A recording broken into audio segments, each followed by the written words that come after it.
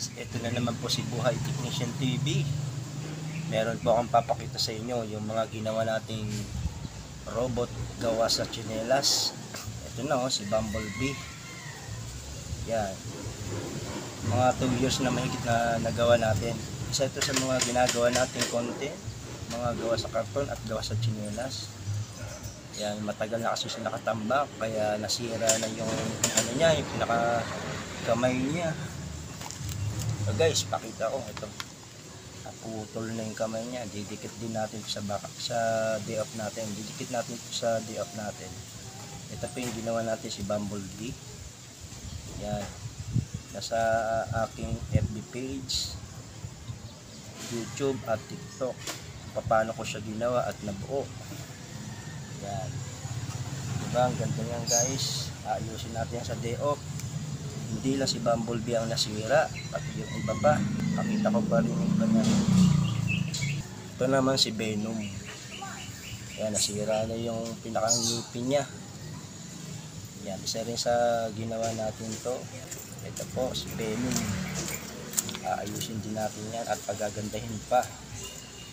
Si Venom. Yan. At ito pa si Optimus Prime. Natanggal din yung pinakabraso niya. Yan, matagal na rin natin nagawa to, no? Nawala na rin yung pinaka ano niya dito. Dikit niya. Ito yung mga paborito nating karakter. Yan, na robot. Yan, si Optimus Prime. Gawa ko sa tsinelas yan, syempre. Na-i-vlog din natin to. Ginawa natin content kung paano ko siya ginawa at nabuo. Tsinelas po yan. Kaya dinikitan natin ang glue gun, nagputol-putol.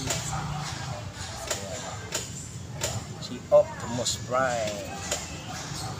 At meron pang isa guys. Ito naman. Yan, ito yung ginawa nating robot. Nasira niya rin. Bira mo, pinagpuputol-putol ko siya. Tsinelas yan eh. Dalawang kulay lang siya. Puti at itim ang kulay niya. Tapos, yun, sariling idea lang to. Tapos, dinikitan natin siya ng glue gun. Kasama rin to sa vlog ko. Ginawa kong content.